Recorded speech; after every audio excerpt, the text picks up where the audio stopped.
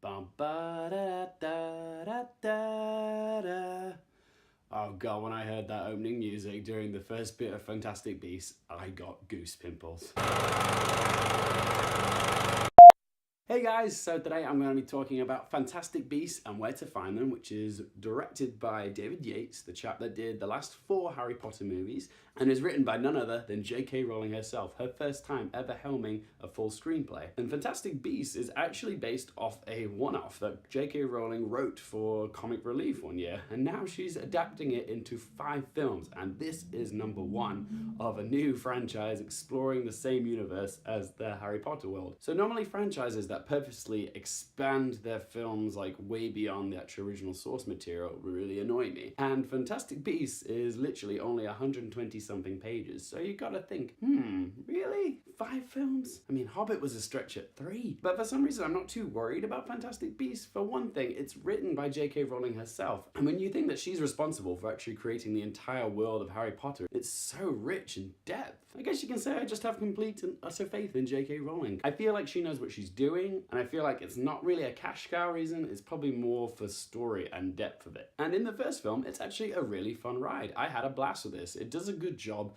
of setting up the tone of what this series is going to be about. And it's fun, it's fantasy, it's a bit of an adventure, but it also does a good job of appealing to kids and adults, which is something the Harry Potter series has always done really well at. It pays tribute to the stylistic features of the Harry Potter universe, but also manages to find its own sense of identity. So ultimately, it feels familiar, but fresh. And one thing that I did really love about this is just how cleverly layered it is, okay? There are some political themes interwoven into this storyline. There's a speech all about the culture clashes between America and the UK, and how it freakishly echoes the current uncertainty and instability of our government. There's even a reference to the disgusting idea of wizards marrying no-mages. No-mages being an American term for muggles, and how unnatural it is. And it's clearly a wink to some people's backwards attitudes towards gay marriage. Again, that's what's so good about Fantastic Beasts, that it has, magical creatures for the kids to enjoy, but it's layered with subtext which adults can appreciate. So yeah, Fantastic Beasts is set in the early 1920s and follows the story of Newt Scamander, played by Redmayne, who is a magizoologist.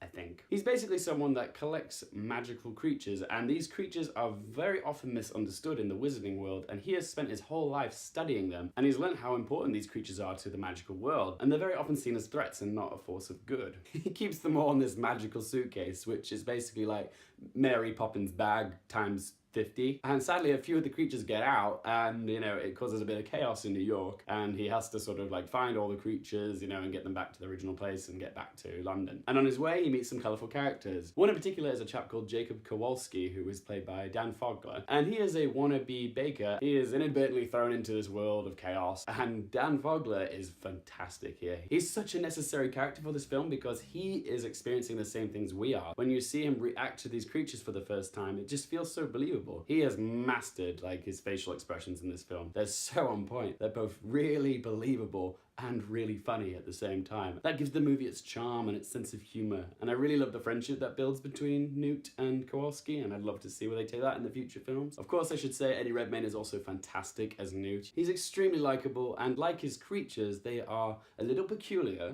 but a bit misunderstood.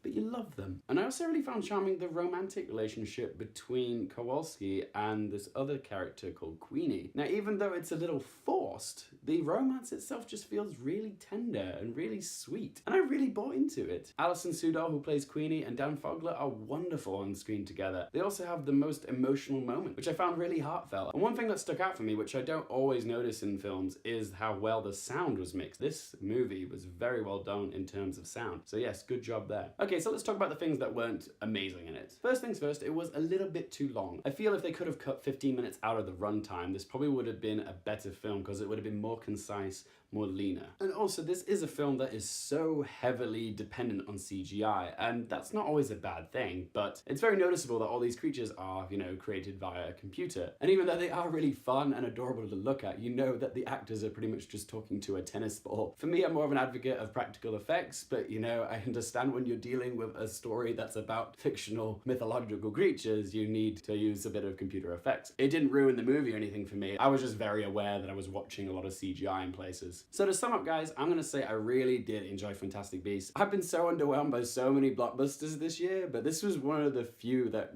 really didn't suck. It pays tribute to the Harry Potter universe, but you know, it feels like its own franchise, which is rare. And the characters are all really likable as well. Very well introduced, the music's good, the action's fun, it moves at a good pace. Despite being a bit long and a bit dependent on CGI, it is an incredibly fun film to watch. So yes, I'm gonna give Fantastic Beasts and Where to Find Them an 8 out of 10. Thanks so much for watching, guys. It means a lot to me that people are actually watching and enjoying these videos. So if you do like them, please do subscribe for more things related to movies, TV, and popcorn culture. I'm Luke Hearfield, and I'll see you next time.